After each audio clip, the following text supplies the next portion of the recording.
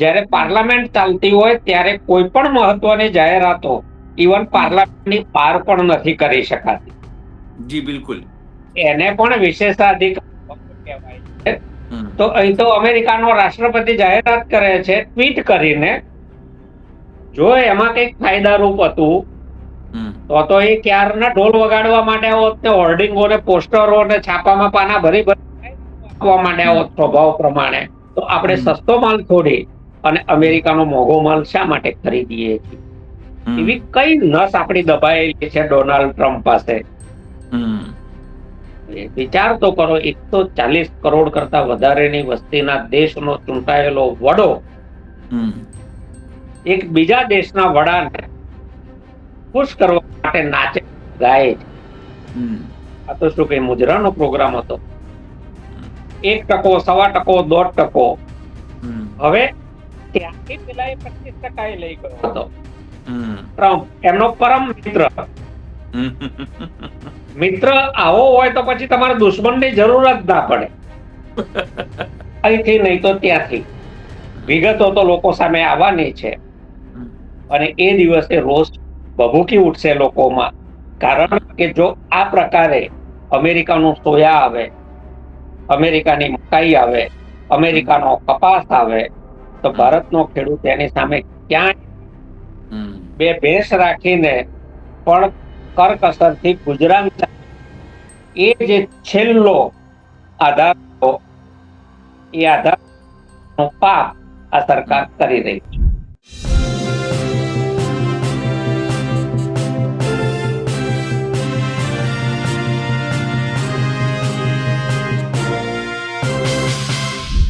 અમેરિકાનું ભારત સાથે trade deal, એમાં શું છે શું નહીં, હજુ સુધી ભારત તરફથી કોઈ સ્પષ્ટતા થઈ નથી. માત્ર એટલું જ કહેવામાં આવ્યું છે કે ખેડૂતોનું અને પશુપાલકોનું ધ્યાન રાખવામાં આવશે. પણ ખેડૂત આગેવાનો, પોલિટિકલ પાર્ટીઓ આને શંકાના નજરથી જોઈ રહી છે અને જે રીતે અમેરિકા તરફથી અને ટ્રમ્પ તરફથી ટ્વીટ થઈ છે તેને લઈને ભારત સરકાર અને વડાપ્રધાન નરેન્દ્ર મોદી ઉપર પ્રહારો થઈ રહ્યા છે. નમસ્કાર, હું છું ચિંતામણી પુત્ર અનિલ પટેલ. સ્વાગત છે આપનું અમારા વિશેષ કાર્યક્રમમાં. સાગર રબારી સાથે આપણે વાતો કરી છે. સાગર રબારી આમ આદમી પાર્ટીના ગુજરાત પ્રદેશના મહામંત્રી છે અને ખેડૂત આગેવાન પણ છે. તેમની માનીએ તો આનાથી ખેડૂતો અને ખેતી એ બધું નુકસાન થવાનું છે. ભારત સરકાર અંધારામાં રાખીને આ તમામ પ્રકારની ડીલ કરી રહી છે, જેનાથી ભારતના ખેડૂતોનું અને પશુપાલકોનું જે ભવિષ્ય છે તે ધૂંધળું છે. આવો સાંભળીએ સાગર રબારીએ શું કહ્યું છે. સાગરભાઈ નમસ્તે, આપ અમારી સાથે જોડાયા અને અમારા દર્શકોને માહિતી માટે ઉપસ્થિત થયા છો. આપનો કિંમતી સમય આપ્યો છે આપે. બે દિવસ એટલે કાલ પરમ દિવસ સાંજથી ચર્ચા ચાલે છે અમેરિકા સાથે યુએસ સાથે ભારતનું ડીલ થઈ ગયું, તમામ વસ્તુઓ થઈ છે. એકચ્યુઅલી અત્યાર સુધી સ્પષ્ટતા કોઈ જગ્યાએ આવતી નથી શું થયું છે, કેવી રીતે થયું છે. પણ આનાથી શું ફેર પડવાનો છે, કોઈ સ્પષ્ટતા તમારી પાસે કોઈ માહિતી છે અત્યારે? અનિલભાઈ, એ નથી સમજાતું કે અમેરિકાના રાષ્ટ્રપતિ ડોનાલ્ડ ટ્રમ્પ કેનેડા 51મું રાજ્ય બનાવવાનું કહેતા હતા. અમેરિકામાં કુલ 50 રાજ્યો છે, એમને કેનેડા છે એટલે 51મું રાજ્ય બનાવવાનું કહેતા હતા. એમણે કેનેડાને બદલે ભારત અમેરિકાનું 51મું રાજ્ય બનાવી દીધું હોય એ રીતે ભારત રશિયા તેલ ખરીદવાનું કે નહીં તો જાહેરાત ટ્રમ્પ કરે. ઓપરેશન સિંદૂર ચાલુ રાખવું કે બંધ રાખવું તો જાહેરાત ટ્રમ્પ કરે. ઈરાન પાસેથી ક્રૂડ ઓઇલ નહીં ખરીદવાનું ટ્રમ્પ નક્કી કરે. ચાબહાર બંદર પર થી ભારતે ખસી જવાનું તો ટ્રમ્પ નક્કી કરે.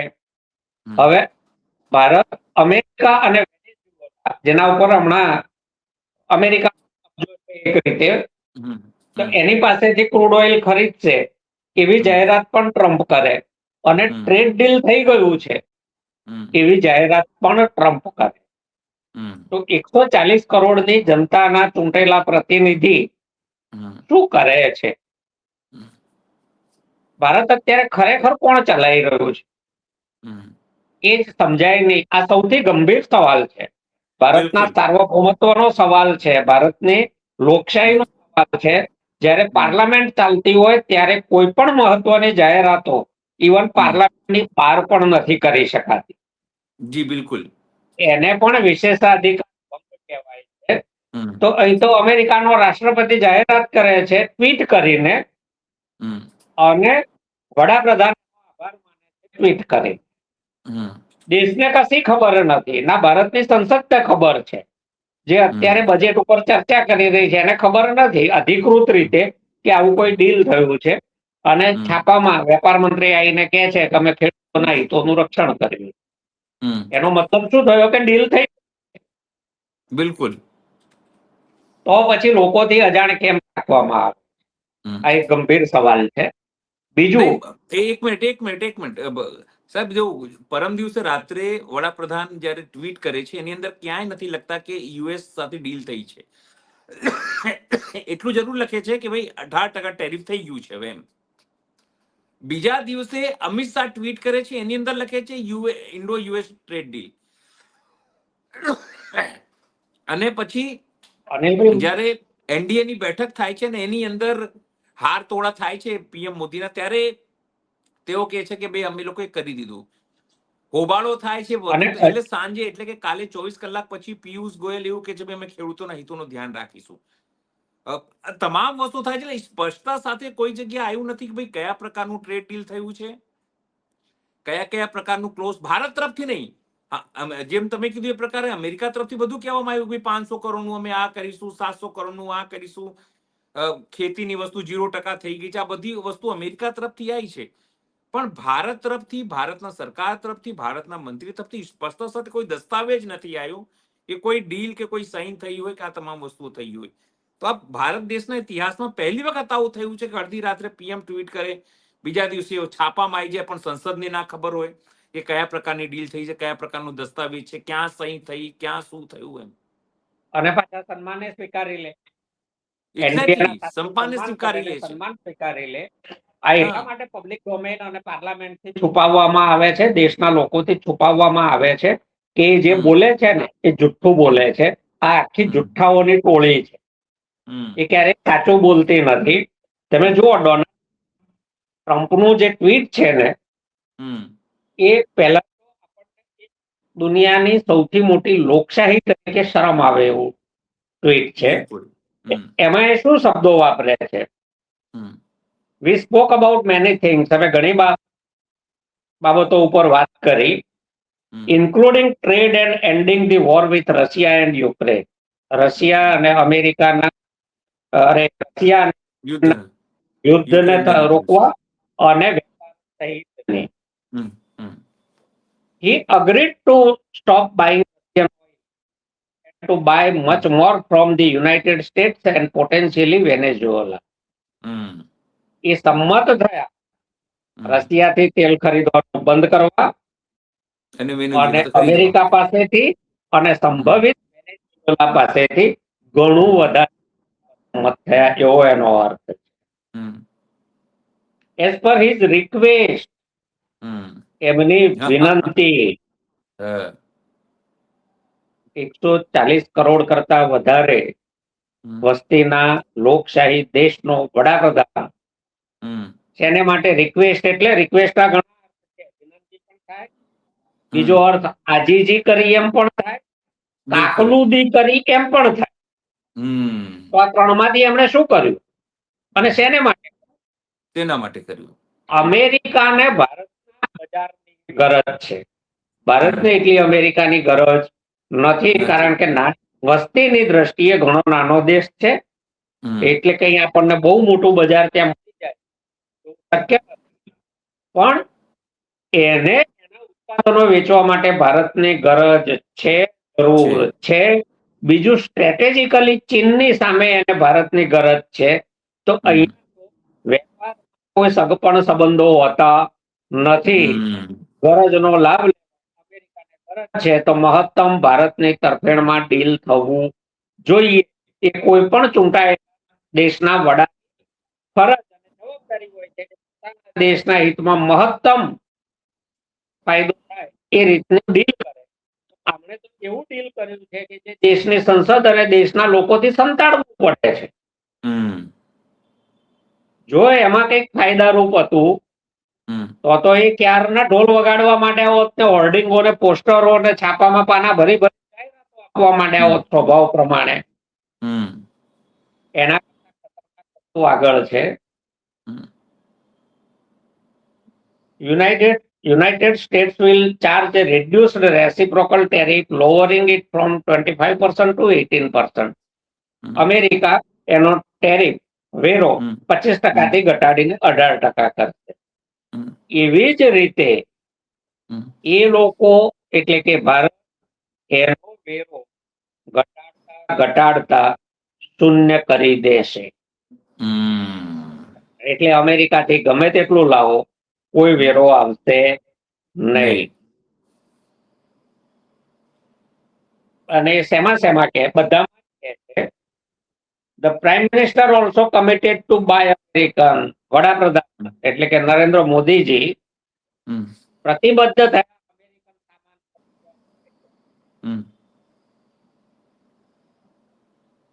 અને એ વાર્ષિક $500 બિલિયન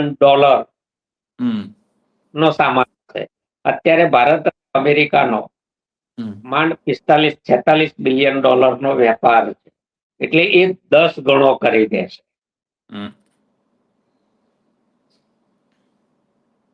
અને એ $500 બિલિયન ની ખરીદી કરશે. એમાં શું શું હશે તો એનર્જી એટલે કે વીજળી માટે, શક્તિ માટે સાધનો, ક્રૂડ હોય, એથેનોલ હશે, સીએનજી ગેસ હશે, એ બધું ટેકનોલોજી અને સૌથી મહત્વનું એગ્રીકલ્ચર.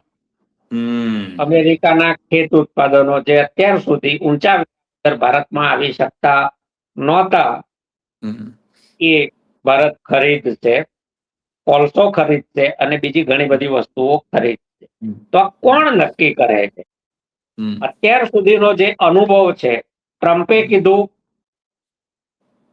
કે ઓપરેશન સિંદૂર રોકાવી દીધું, રોકાઈ ગયું. નીકળી જાઓ, નીકળી ગયા.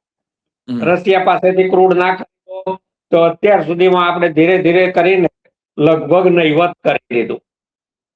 એ આપણને ક્રૂડના આંતરરાષ્ટ્રીય ભાવો કરતા 40% ભાવે મળતું. ભલે ભારતના વપરાશકર્તાઓને પેટ્રોલ ડીઝલ પુરાવનારાઓને એનો લાભ નથી, પણ ભારતની તિજોરીને તો ફાયદો થયો છે, રિફાઇનરીઓને તો ફાયદો થયો છે.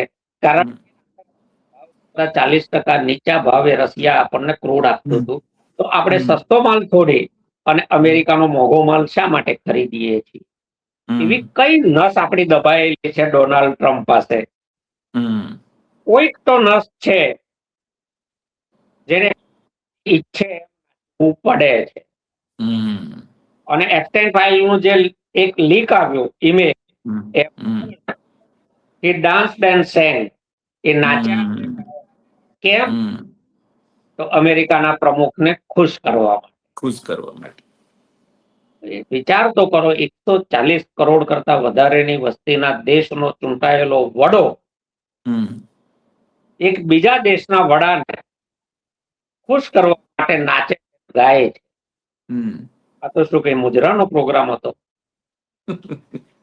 આંતરરાષ્ટ્રીય કક્ષાએ એકબીજાને ઇમ્પ્રેસ, પ્રભાવિત કરવાના હોય છે, પણ પોતાના જ્ઞાનથી, બુદ્ધિથી પ્રભાવિત કરી અને પોતાના દેશના હિતમાં લાભ લેવાનો હોય. પણ હોવું જોઈએ ને સાહેબ, જે તમે કીધું એ મૂળ સવાલ બધો અટકીને ત્યાં આવે. હવે આ આટલા બધા રાજી થઈને કહે છે અને ગોદી મીડિયા પણ ચલાવે છે કે ટેરિફ ઘટીને 18% થઈ ગયું, ટેરિફ ઘટીને 18% થઈ ગયો.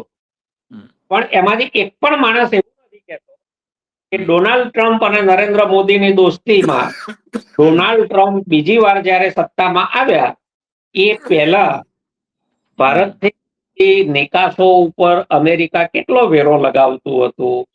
3% આસપાસ અંદાજ. અરે બહુ જ ઓછો છે. ડેરી પ્રોડક્ટમાં 1.54% છે. દરિયાઈ ઉત્પાદનો, કરચલા, માછલી, મીટ, એ બધામાં માત્ર 0.59%. અને એટલા માટે ભારતનો વેપાર અમેરિકા સાથે કાયમ પુરાંતમાં રહ્યો છે. બિલકુલ. આયાત કરતા નિકાસ ઘણી વધારે રહી છે. એકમાત્ર તમાકુ અને સિગરેટમાં એ 201.15% ટેરિફ લેતું હતું, જે દરેક દેશમાં દુનિયા લે છે તમાકુ જેવી વસ્તુઓ ઉપર. હમ, બાકીના ખૂબ ભાગ્યે જ કોઈમાં 3% ઉપર છે. હમ, હમ, 1%, 1.25%, 1.5%. હમ, હવે ત્યાંથી પેલા એ 25% લઈ ગયો હતો. હમ, ટ્રમ્પ એમનો પરમ મિત્ર. હમ. મિત્ર આવો હોય તો પછી તમારે દુશ્મનની જરૂર જ ના પડે. બરાબર છે. 1-1.5% થી વધારીને 25% લઈ, 25% થી ઘટાડીને 18% કરે. એમાં તો આખી પાર્ટીના બધા જ સમર્થકો હમ, અત્યારે ભાંગડા કરી રહ્યા છે. ટેરિફ ઘટી ગયું, હમ. ટેરિફ ઘટી ગયું, ટેરિફ ઘટી ગયું. અલા ભાઈ 3% ને 18% વચ્ચેનો 15% વધારા શું એનો જવાબ તો કોઈ આપતું નથી. 100%. એટલે આ ડીલ એટલા માટે ડોમેનમાં હમ, મારી ધારણા છે ત્યાં સુધી હમ, એમાં ઢાંકણીમાં પાણી લઈને ડૂબી મરવા જેવું જ હશે. કારણ કે ટ્રમ્પને ના પાડવાની અત્યાર સુધી જીગર ચાલી નથી, અને આગળ જીગર ચાલે એવું માનવાને કોઈ કારણ નથી. નથી. કારણ કે હિંમત અને આવડત હમ, એ રાતોરાત આવતા નથી. નથી. હિંમતના કોઈ ઇન્જેક્શન આવતા નથી કે આજે લઈ લીધું એટલે સવારે સાથે કાઢીને ટ્રમ્પની સામે ઊભા થઈ જઈએ કે nothing આ જીગર બજારમાં મળતી નથી. નથી. હમ, એટલે આમાં કઈ લોકો સામે લાવવાનું નથી, પણ આજ હમ, કાલે અહીંથી નહીં તો ત્યાંથી વિગતો તો લોકો સામે આવવાની છે. હમ, અને એ દિવસે રોષ ભભૂકી ઉઠશે લોકોમાં. કારણ કે જો આ પ્રકારે અમેરિકાનું સોયા આવે, અમેરિકાની મકાઈ આવે, અમેરિકાનો કપાસ આવે, તો ભારતનો ખેડૂત એની સામે ક્યાંય હમ, અમેરિકાનું ઉત્પાદન ઔદ્યોગિક રીતે થતું ખેત ઉત્પાદન છે, હજારો હેક્ટરના ખેતરો છે, મશીનથી થતી ખેતી છે, એટલે પડતર ખર્ચ ખૂબ નીચો છે, સરકારી સબસિડી ખૂબ ઊંચી છે, અને એની સામે ભારતમાં નેગેટિવ સબસિડીમાં ખેતી કરતો ખેડૂત, અહીંયા પેટ્રોલ ડીઝલના ભાવ ઊંચા છે, ડીઝલ જ વાપરવું પડે છે ખેતીમાં, મજૂરીના દર ઊંચા છે, બિયારણો મોંઘા છે, ખાતરો મોંઘા છે, એનો ઉપજ ખર્ચ આજે નથી નીકળતો. તો જો એમાં અમેરિકાનો માલ ઠલવાય તો ભારતનો ખેડૂત, ભારતનો પશુપાલક, એમાં દૂધ પણ છે, દૂધની બનાવટો પણ આવશે. તો ત્યાં તો હજારોની સંખ્યામાં ગાયો પાળવામાં આવે છે. એને કેમિકલ યુક્ત ખોરાકો આપીને ખૂબ તાજી માજી કરવામાં આવે છે, મહત્તમ દૂધ લેવામાં આવે છે, અને પછી એને કતલખાને કાપીને એ લોકો એના ખોરાકમાં વાપરે છે. એટલે એ જે ઔદ્યોગિક રીતે થતું ખેત અને દૂધ ઉત્પાદન છે, એની સામે સાંસ્કૃતિક રીતે થતું ખેત અને દૂધ ઉત્પાદન કોઈ સંજોગોમાં ના ટકી શકે. સાગરભાઈ, આજે મને અનેક ખેડૂત આગેવાનો સાથે મારી વાત થઈ. એમણે કીધું કે સાહેબ, સૌથી વધારે જે નુકસાન થવાનું છે ને, તો આમ જ્યાં કોઓપરેટિવ મુવમેન્ટ ચાલે છે, કે અમૂલ જેવી મુવમેન્ટ ચાલે છે, અથવા કોઓપરેટિવ સંસ્થાઓ છે, કારણ કે ત્યાંની દૂધ ઉત્પાદન છે, જો અહીંયા આવે તો લગભગ 30-40 રૂપિયા લીટરમાં તમને દૂધ મળે. એની સામે અમૂલ કે એ લોકો આટલું બધું ખર્ચો કરવા છતાં 65-70 રૂપિયા લીટર આપી ના શકે. તો આવે તો દૂધ સસ્તું થઈ જાય તો કન્ઝ્યુમર માટે તો સસ્તું દૂધ મહત્વનું રહેવાનું છે. પછી એના માટે એવું ના હોય કે રાષ્ટ્રવાદ હોય કે આ હોય કે ભાઈ અમે તો ઇન્ડિયાનું જ લઈશું. બીજી વાત એમણે કીધું કે જે ઓઇલ, પામ ઓઇલ છે, પામ ઓઇલ ને બધું એ સાવ સસ્તું થઈ જશે.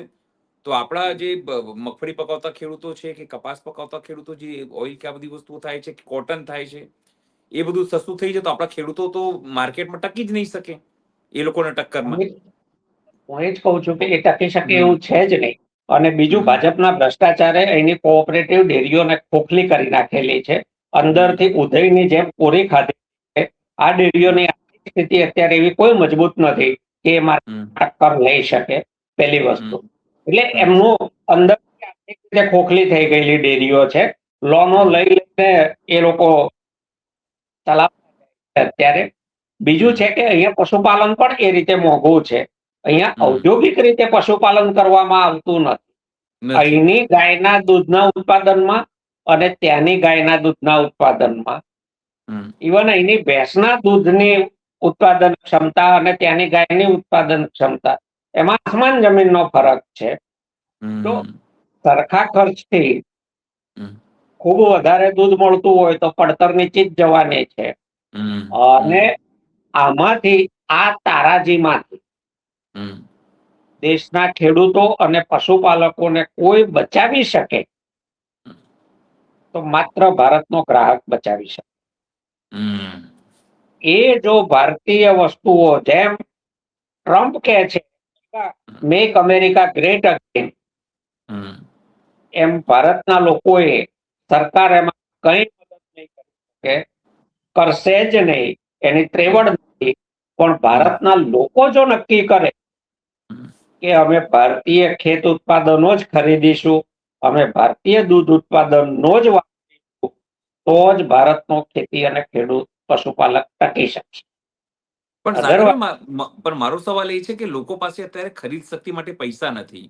લોકો લોનો લઈને ઘર ચલાવી રહ્યા છે. પોતાનો ગોલ્ડ છે 28%, દેશમાં 28 કરોડ લોકો ગોલ્ડ લોન ઉપર પોતાનું ઘર ચલાવી રહ્યા છે. એવા કન્ડિશનમાં પછી ભારતીયતા અંદરથી ક્યાં આવશે? કારણ કે એને તો એવું છે કે મારે 4 બાળકોનું દૂધ પીવડાવવાનું છે, તો હું 80 રૂપિયામાં 2 લીટર દૂધ લઉં. હું શું કરવા 1 લીટર દૂધ લઉં? તમે સમજો છો? એટલે મૂળ વાત એ છે. પછી તો તમને એ ક્યાંથી આવશે? મજૂરી ઓછી થઈ ગઈ છે, તમામ મોંઘવારી નડી રહી છે, તો વસ્તુ ક્યાં નડશે? આ તો વાત તમારી તદ્દન સાચી છે અનિલભાઈ.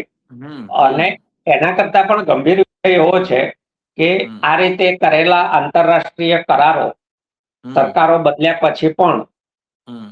જલ્દીથી રદ કરી શકાતા નથી. નથી, કોઈ નવી બિલકુલ. સરકાર આવે તો એ હમ, એટલું ઝડપથી રદ ન કરી શકે. અને હમ, સામાન્ય કોઈ દેશો એવું કરતા નથી, એટલા માટે હમ.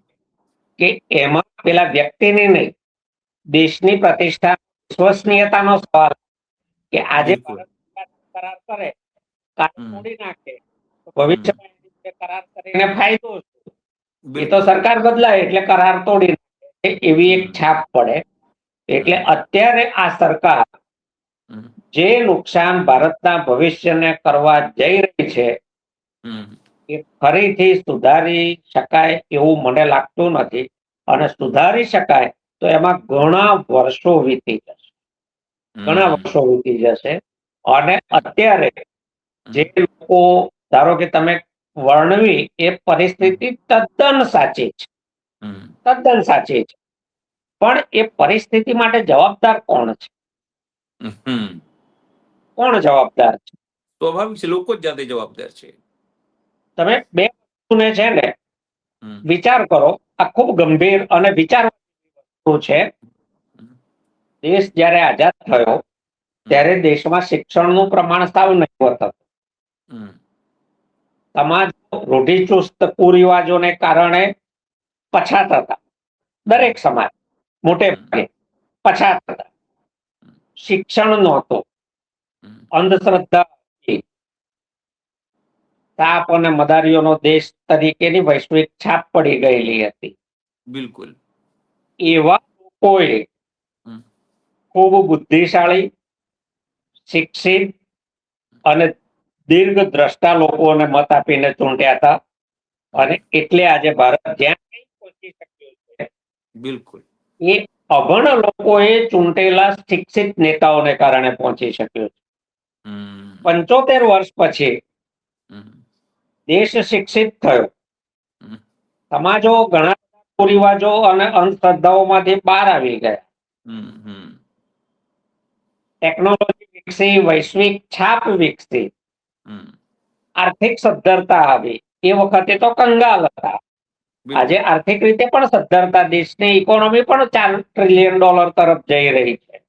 હમ, એવા સમય એ જ દેશના, એ જ સમાજોના મતદારો કેવા નેતા ચૂંટે છે. 100%. સરવાળે એ નેતાઓ પણ લોકોના મતથી જ ચૂંટાયા હતા 100%.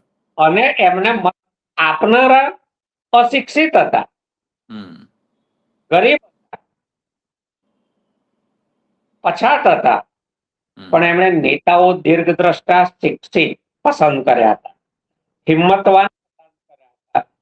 એ નેતૃત્વ આ બધી પરિસ્થિતિ હોવા છતાં વિશ્વની મહાસત્તાઓ સામે છાતી કાઢીને ઉભા થઈ જતા હતા, ખડાઈ જતા હતા કે આ નહીં થાય.